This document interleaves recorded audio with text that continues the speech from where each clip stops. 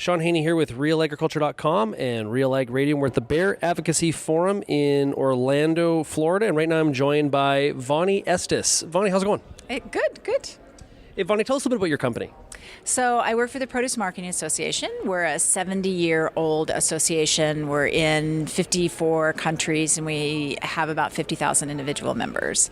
And we represent the produce and floral industries, all the way from technology coming into the grower to grower producer, shipper, processor, retailer. One of the things that stuck with me in your panel presentation was just how access to labor is such a constraint for not only all of agriculture, or not only the fruits and vegetable industry, but also all of agriculture. Yeah, that's definitely true. And I think it's more acute because we use more labor per unit. Whatever unit you want to look at, we use a lot more labor because everything has to be handpicked.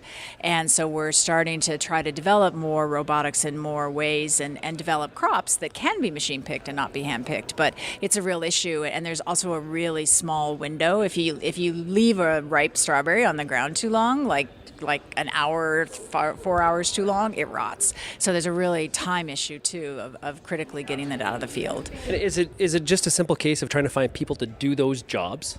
Yeah, I think that's a lot of it, and because there's a lot of places that I've seen are paying $25 an hour for labor, and they can't get it.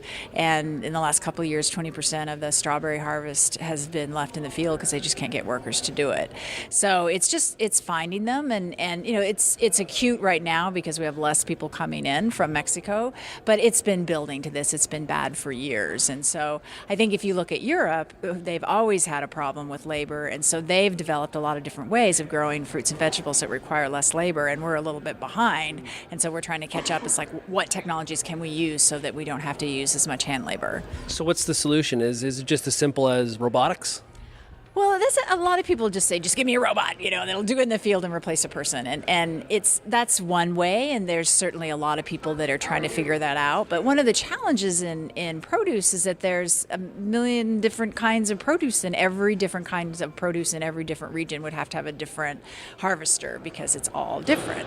Because you can't, harvest an apple with a strawberry picker. So that's really expensive to develop. So that's one of the issues. So I think certainly robotics is one solution, but I think there's other solutions of just looking at how we do everything across the whole company so that we just need less labor, just, working smarter in other areas so that there's just less labor required.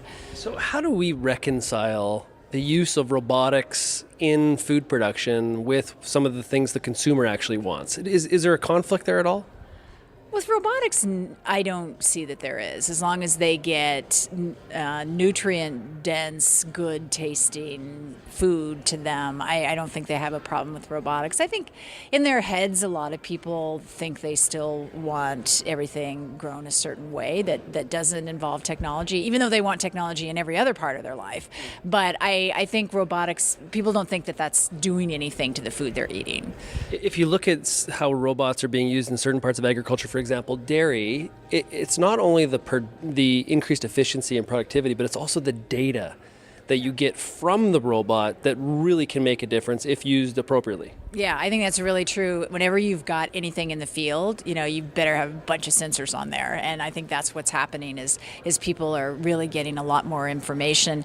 And a lot of the pickers, they have the visual sensors, the visual imaging that they're able to see is like it's a red strawberry, but it's picking up all sorts of information while it's doing that. And so just the machine learning capability that we're going to get from that data of really being able to predict, okay, this percentage of the crop is going to be ready, and a lot of information that we don't have right now. Is it a case in the example of strawberries, constant harvesting as opposed to, okay, we're going to go out and harvest today? Yeah, that's well, you have to harvest when they're ripe, and I think there's some things we should be able to do, and using things like machine learning, like what could we do? Could we breed strawberries that are going to be mature more at the same time? If we do something with the nutrition, can we make them ready more at the same time? And those are things that are hard to learn on a plant-by-plant basis, but if you're studying and taking all that data across all the strawberry farms, maybe you could start making some predictions.